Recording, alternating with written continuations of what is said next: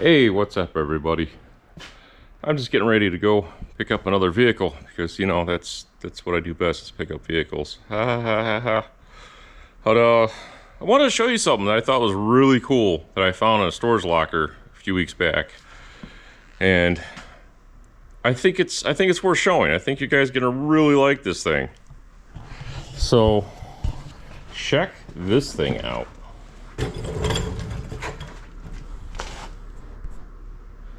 This is a plastic jug. This is a handmade. Found those guys in the locker too, but fortunately they're empty. This is a completely handmade crane that I'm pretty sure actually functioned and went up and down and lifted things, and look, it's got counterweights on it. The whole thing rotates. Look at all the gears it's got on it. This is probably the coolest thing I've ever found in a storage locker. No joke. Like, not the most expensive, but this is probably the coolest thing I've ever found. And I just had to share it with you guys and gals because it just needs to be shared. It's just amazing. Look at it.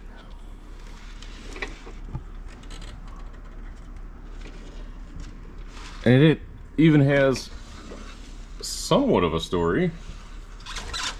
Maybe someone else can fill me in on the rest of it. So it says, "The Titan, designed and built by John Boylston, 1917, Chicago, 1924.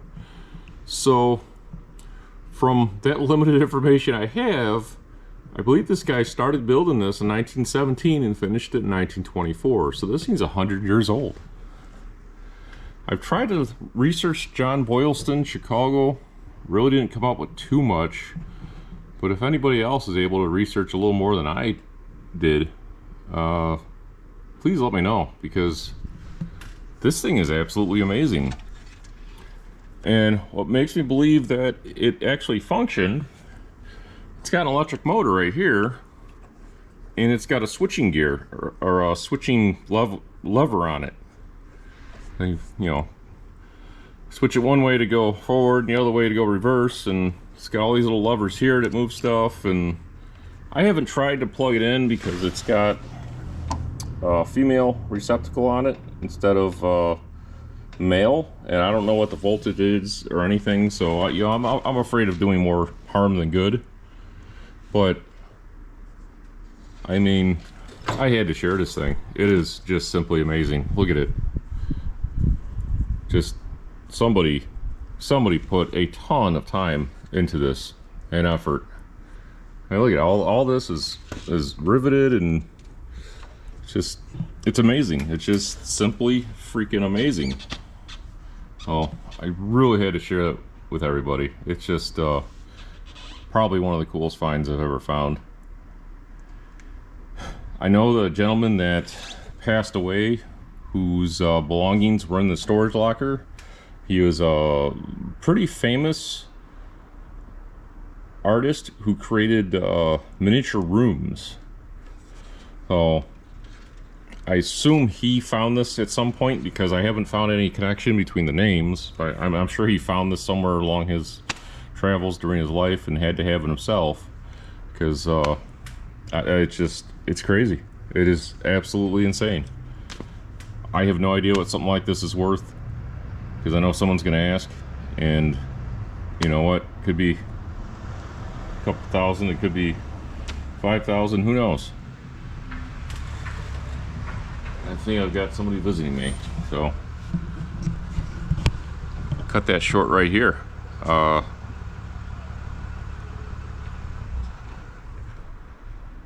be back with you in a few minutes.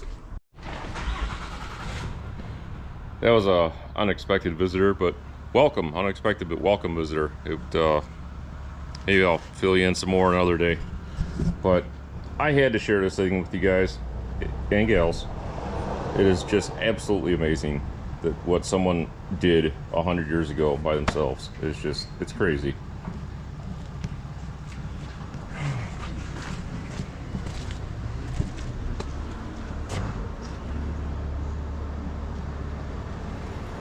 Thanks for stopping, man. So, these are not the wheels off of that blue van I had. See, that blue van I picked up in Wisconsin earlier this year had a set of polished American torque thrusts on it. And they had adapters to go from 5 and 5.5 to 4 3/4. I can't use 4 3/4 for anything, so I put those up for sale. And the guy offered me these in trade. These are 5 and 5. 5 on 5 I could actually use. See, 5 on 5 I could actually put on one of these wagons or the Green Galaxy, so maybe even the ambulance, I don't know, but I can do something with those. And I figured I'd show you these things that walked into my hands. Would you believe someone threw these in a scrap pile? Crazy. Edelbrock E Street cylinder heads, Scorpion 1/6 roll rockers on them, and they're ported. They're actually ported. Like, I'm not. They're ported. They're ported cylinder heads. Nothing blatantly obvious with them, except for things falling over. Got 2 valves that are bent. I don't see any obvious damage. Like, this looks more like it happened just getting thrown in a scrap pile. But I don't see anything else wrong with these. Like, nothing. They look like just used cylinder heads. There's no broken bolts. There's no... They just look like used cylinder heads. But got 2 bent valves. And see, they're not stuck open. They are bent because, look, they're supposed to be like more angled and they're flat. So they're definitely bent, but I don't know how that happened or what. So yeah, my buddy pulled these out of a scrap bin. Yeah, sold them to me at a very reasonable price, so I'll find a home for them. I'll deal with that. All right, now I'm running a little bit behind because he stopped and hung out for a little bit. Oh, if you remember that 69 GTX I made a video about. Well, this guy actually lived next door to the guy that owned that car since it was new. And he told me some awesome stories about that guy. Oh, he just came to check in and see what happened to the car, and I told him, and he seemed to be happy with the end result, so we're good to go. But, all right, I gotta get this place closed up and get on the road. So, we'll see you in a bit. So, I hope I'm not breaking any laws taping on a state facility, but I bought one of these trucks out here. We're at Illinois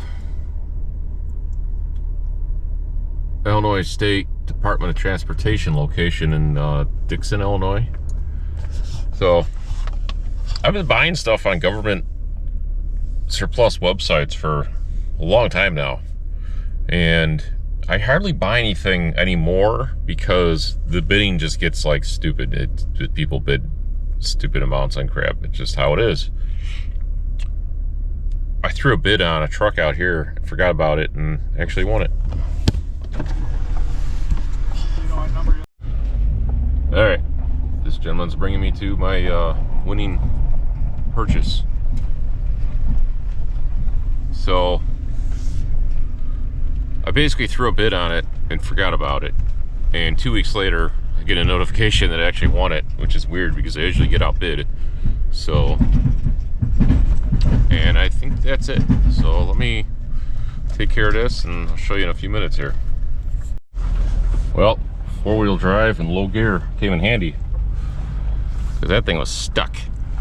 I'll show you what it is in a second here. I'll give you a guess. It's a white Ford truck. Yeah, it's a white Ford truck. Yeah, there's a lot of white Ford trucks here.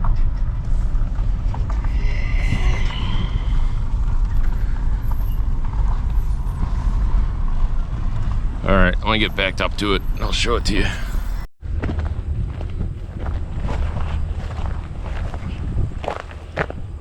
This is what I was dealing with.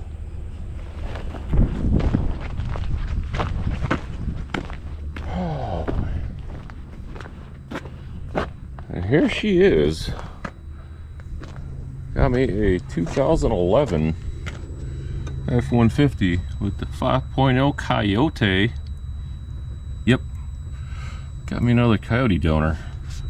Did I need another Coyote donor? No, I definitely didn't. Ooh, that's interesting. I definitely did not need another Coyote donor, but the price was right.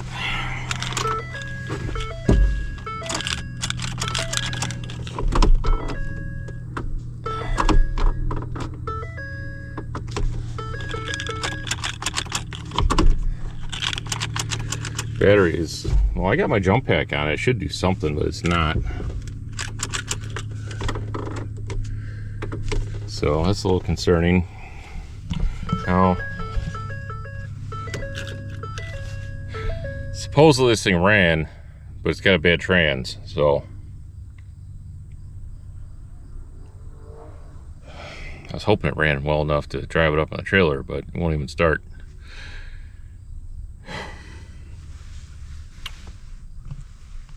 Interior's not in bad shape.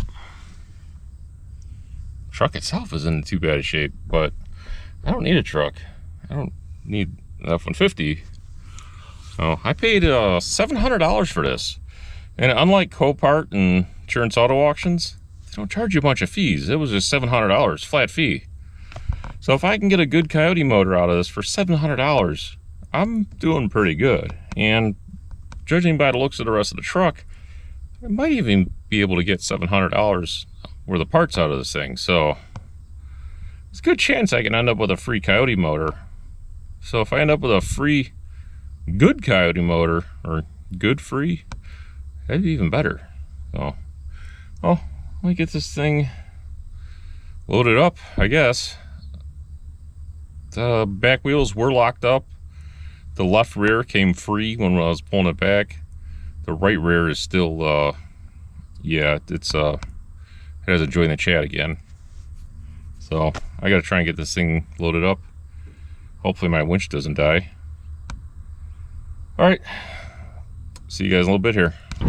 Unfortunately, I discovered a couple things. One of those things being that both of my jump packs are now toast. I had them both on the charger all night and they barely had any juice left in them. So unfortunately, looks like I'll be replacing these very soon. I suspected this one was on its last legs, and I was having a little bit of issue with this one lately, so I think they're both done for. I will look into getting a new battery for this one. I'll probably buy another one of these. Now, don't get me wrong, I got tons of use out of these things. I love them. They're awesome. They're the greatest thing since sliced bread. But everything stops working eventually, right? So, employee was nice enough to bring his loader over here, and I was able to hook jumper cables up to his loader and get the winch to work that way. Notice something else. The truck, while I was hooking up the winch cable, see if you guys can see it,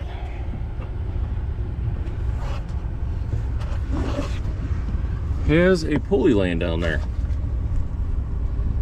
That's not where the pulley's supposed to go. The pulley's supposed to go, I think, over here. I think the pulley goes up here, or here. It goes around here somewhere. But hopefully his motor's not locked up. Hopefully. So we'll find out. Find out today or tomorrow. But I need to get this finished. I I need to finish up getting this thing loaded up because I need to get home by a certain time to get my son off the bus. And I have no idea what time it is right now. And it's an hour and a half drive home. So let me get this thing strapped down and we'll go from there. I'll see you guys in just a bit here. All right, got it all loaded up. We're good to go. If I have time, I'm gonna try to show you guys something on the way home. So we'll see. Give me a few minutes and we'll see if we can make this happen. So right after my wife had passed away, I may have made some rash buying choices, and I saved myself from making a big one, and now I totally regret it. And we're I don't know, a mile from the place right now. Yeah, the property. And I haven't been back over here since I passed on it. And I've been kicking myself in the butt ever since. This place is pretty cool, so I'll show it to you guys in a minute. As long as it's still standing, I guess. So I could have bought this property, it's a large building on 5 acres for $80,000, and I was really close to doing it. The reason I didn't was mostly because the seller was trying to get me into a bidding war with another party, and I don't like that. In a quarter mile, turn left onto Factory Street. It's sleazy, so I passed on it. Kind of wish I didn't. Oh, it should be on the other side of these train tracks. Should be. From what I remember, it should be right here on the left. Still there, and it still looks empty. Take the next left onto Factory Street. Yeah, I totally regret that one. Can I get around here? I wonder if I can see over here. In 1,000 feet, you will arrive at your destination. I totally regret not getting this one. I don't know if you guys can see it at all, but it's just an overgrown mess now. Yeah, you can't see anything. Maybe there's an opening over here. Right here, there's an opening. Yep, I regret that one for sure. So what it was originally, it was a wagon wheel factory. And after that, it became a truck body company where they made truck bodies and like cab bodies for motor cars. In 400 feet, turn left onto West 9th Street. So pretty cool history on the place. Take the second left onto West 9th Street. Let me shut this off. Then turn left onto... Sorry. Shut that off. Pretty cool history on the place. Actually, I totally regret not getting it because it would have been awesome inside storage. It was a really cool early 20th century building with a lot of history. Had tons of inside storage. Parts of the building were kind of run down though. Actually, I made a video of it. It's on my old channel. If you look up Adventures of Jim, there's a few different ones, but you'll know it's me. And you'll find a video of that building. Actually, I'll try to link it below this video. Really, really cool place. I totally regret not going for it. It's one of my biggest regrets in life, to be absolutely honest with you. And it's kind of sad seeing it because it's like, it's nobody took any care of it. Like, I had plans. I was going to clean it up. I was going to redo the office up front and just, yeah, somebody just didn't really do much good with it, to be honest. And kind of makes me sad, but I got to get home. So I'll see you at my house probably. Oh, made it home. Got about a half hour before my son gets home, so I'm gonna attempt to put a battery in this thing because I found out that there's a good chance it didn't start because my jump pack is toast. So let's get on to it. All right, got a new battery in. I got this great deal on these batteries a couple months back. Company nearby that supplies all the different auto parts stores and repair shops with batteries and other parts, and they had these that were like year old, like sitting on a shelf for a year. I think I bought like 6 of them off them, all Group 65s, for like $40 a piece or something. I couldn't go wrong. Like a 1023 date on them. They're good batteries. They're just, you know, they can't sell them anymore as new. So just all right. Let's see if it does anything with a. That should be a good battery. That one had the most juice in it. It's doing things.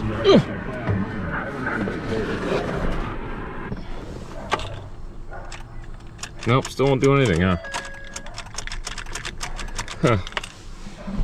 We'll have to investigate that, because it's not doing literally anything. Not trying to turn over, nothing. They said they parked it because of transmission issues.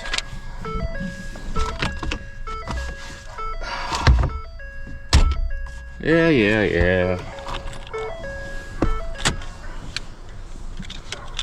Oh, look at the service records, see if I can figure anything else out, and I get right back with you. Yeah, I can't find anything other than it supposedly having transmission issues. No other records say anything else is wrong. Well, let's see how much time we got. Still got time. Put a socket and ratchet on the crank and make sure the engine's not locked up, because I guess it'd probably be a good idea. Just get right to the point, huh? So I got somewhere. I put you guys somewhere. All right. Able to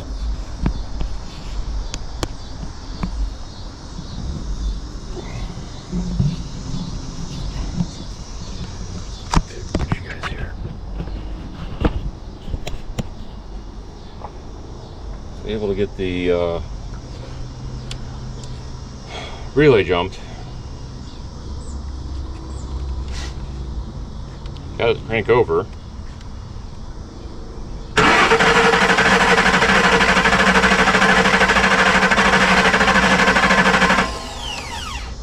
So got that far,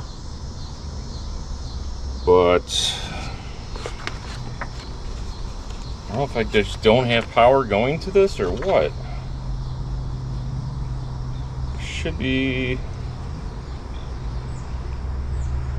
fuel pump relays 8. So, and wait, is there one missing? There's a run start relay. The fuel pump relay is 7 and 8.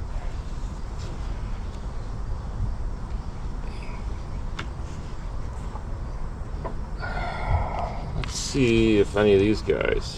1, 2, 5, 6 over. 16 is not used. 17 is trailer brake. Upfitter 4x4. What's 35 is not used. 64 is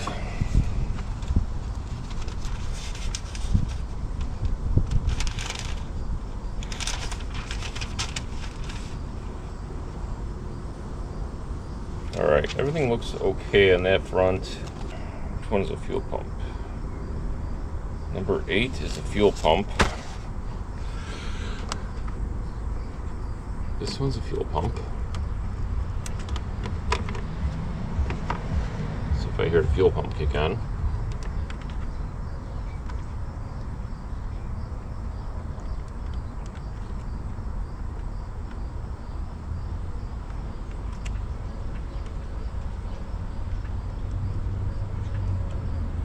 Here's something.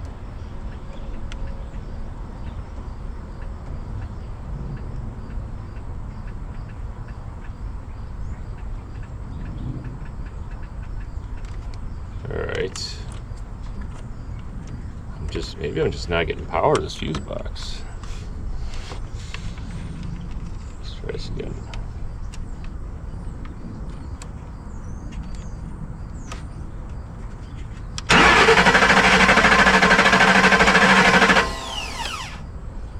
Yeah, I think I'm just not getting power to anything, because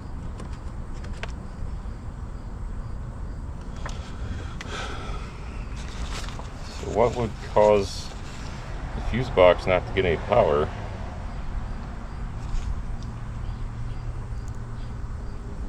PCM relay, maybe? That's one.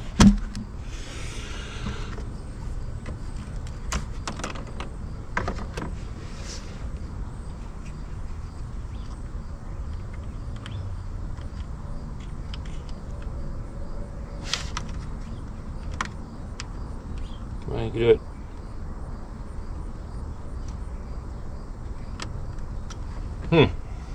I don't have much time right now. Oh, wait.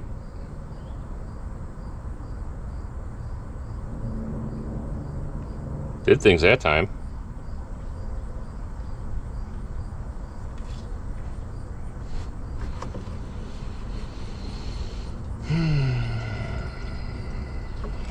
What is two starter relay? 7 is a run start relay.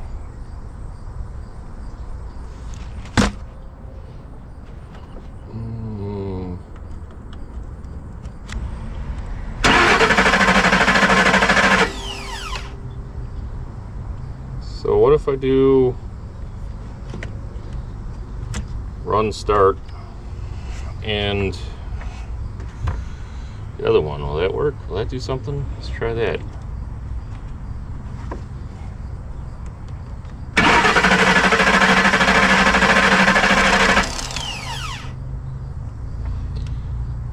How about run start and fuel pump?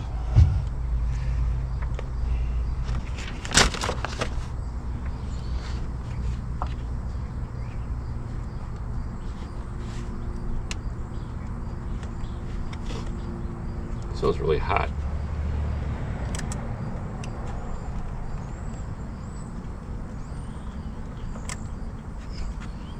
So that's working. So it's just like whatever signal is going to here isn't working. So that's working, that's working.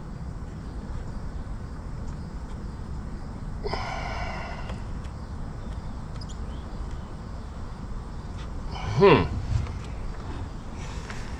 gonna have to do some reading. That one starter relay power, that's good. So I could hear all of everything clicking. Let's see, keep alive power, where's that at?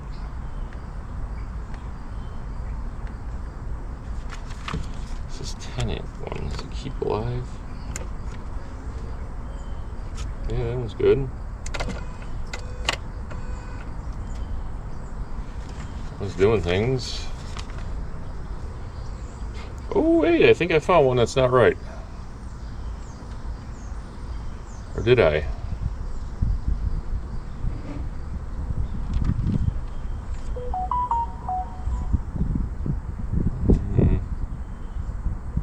Nope, never mind.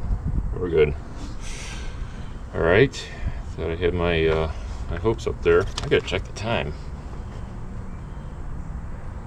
Yeah, about 5-6 minutes. PCM voltage power. 75, 76, and 77. Let's try those. 5.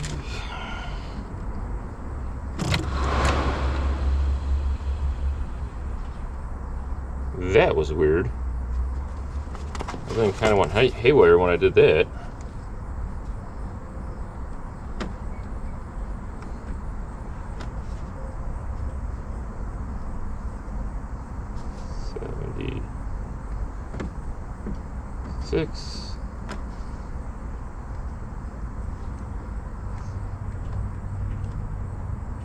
That was kind of weird. I don't know what.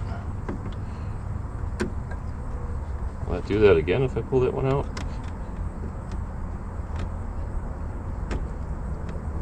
That was weird. Alright. See if I did anything. Probably not.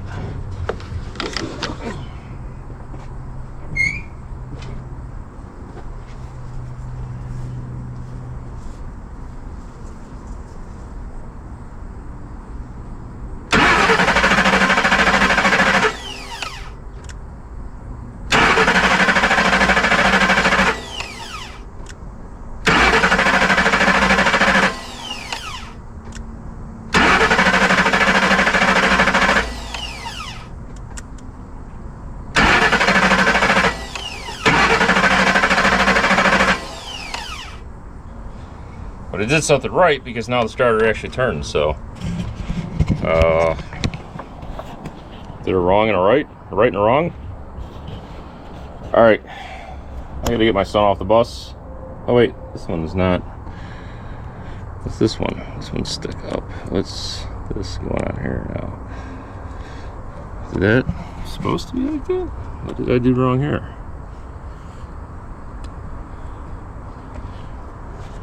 Huh. Alright, I gotta get my son off the bus. To be resumed. Alright, well, another day, same truck. I discovered something yesterday that I'm just gonna gloss over for now. Sorry if I feel a little congested. Yeah, I came down with a cold the last few days. I actually sound like it today. Maybe I sounded like it yesterday, I don't know. But pop that hood open. Would you believe I don't have any starting fluid at home? I got like 9 cans of it here at the warehouse, so I wonder where it all went from home. I figure out what I do with the starting fluid is I just had it. No? I literally just had can starting fluid in my hand. I don't know what I did with it. Hopefully I put it in this truck. Oh.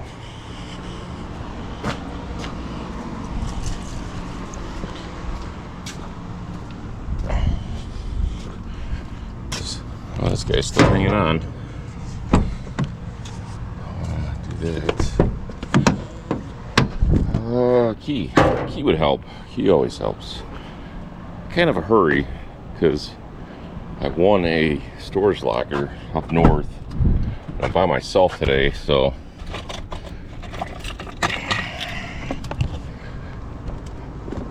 got like 10 pounds of crap shoved into a 5-pound bag today, and I don't feel good, so there's that.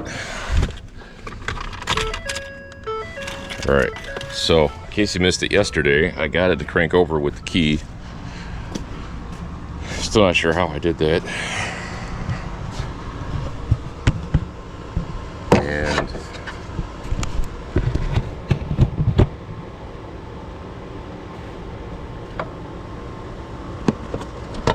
that's a good place for that. Windshield cleaner, which wouldn't want to spray. All right.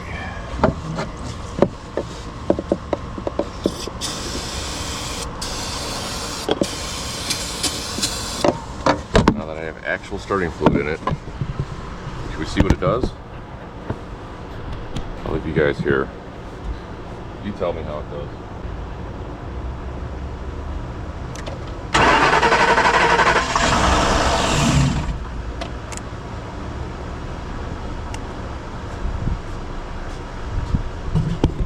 Did you see that?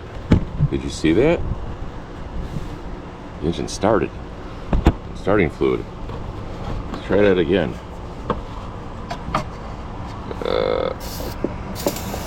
Throw a bunch in there.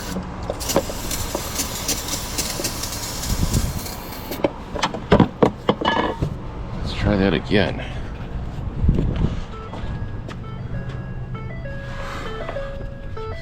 You guys right here.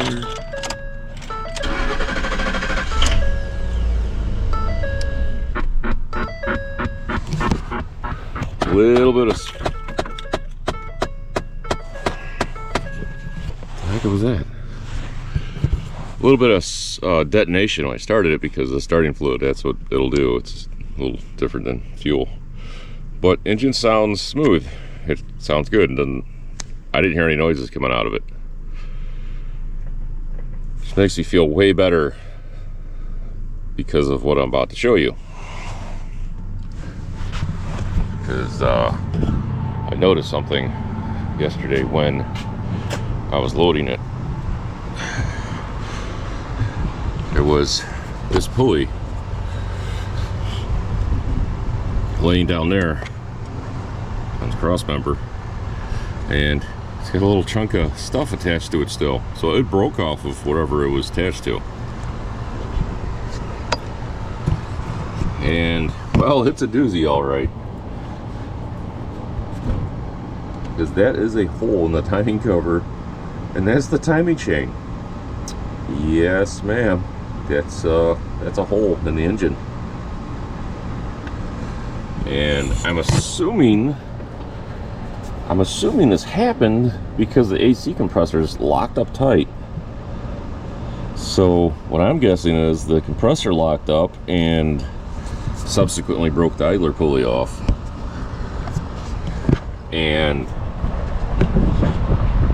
that's why I'm guessing they stopped driving it. Because it doesn't make sense for them to keep driving it like this and then develop transmission issues. I'm pretty sure this is the reason it was parked. It's because of this little guy right here. Now, the engine sounds okay though. I don't hear anything wrong with the engine. It's got all its oil in it. I don't think that happened and then all the oil leaked out. I think it just happened and they parked it. That's what my gut's telling me.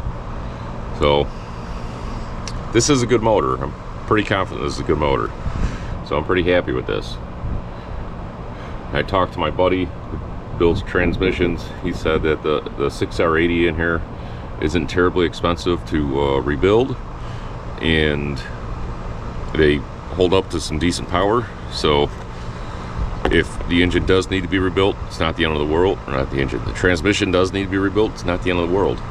So $700 for a running 5.0 Coyote swap, basically. I can't beat that. And hopefully it gets better, because it still has, oh, besides that fender, it's still got good headlights, got a good hood, grill, front bumper. Tires are in good shape, gets money out of those. All the doors are in good shape. Front seat's actually in great shape. It's got a little bit here, but other than that, it's actually in pretty good shape. Front seat, rear seat, other assorted various interior pieces. We'll just ignore that.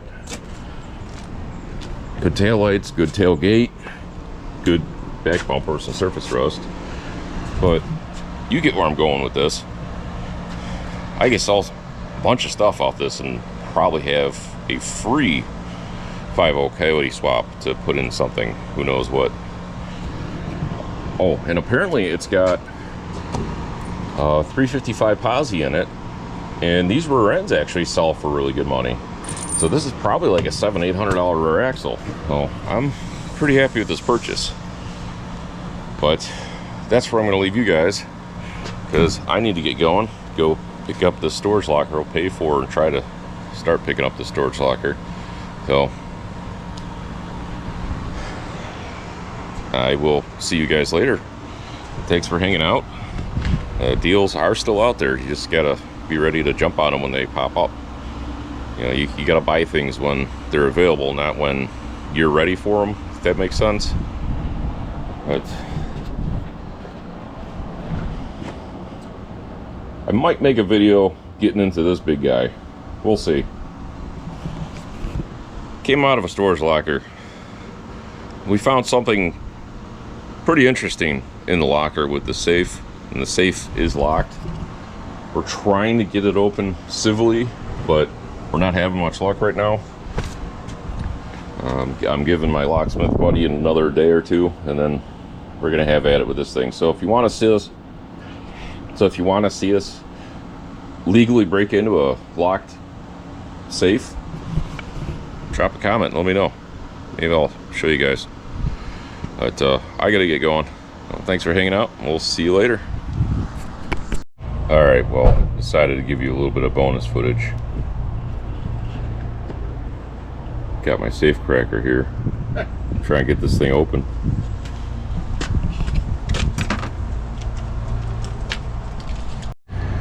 Yeah, it resorted to this. Oh, give me a little bit more time. This isn't the way we wanted it to go down. That's the way it happened.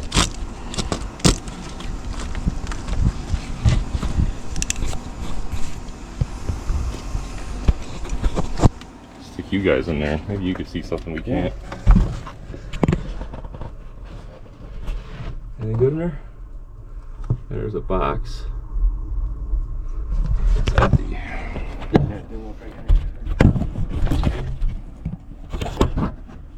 There's an empty box on this side too. I think it had. Just use the camera to look in there.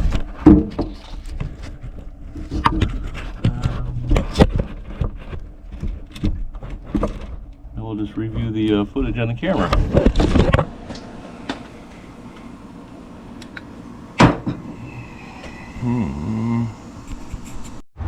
Unfortunately, it did not have the ending we were hoping for. It's the ending that we expected. Let's be serious. How many safes I've found over the years, the amount that have actually had valuable things in them, I probably count on like less than one hand. That's just how it is. It's mostly paperwork you find in them.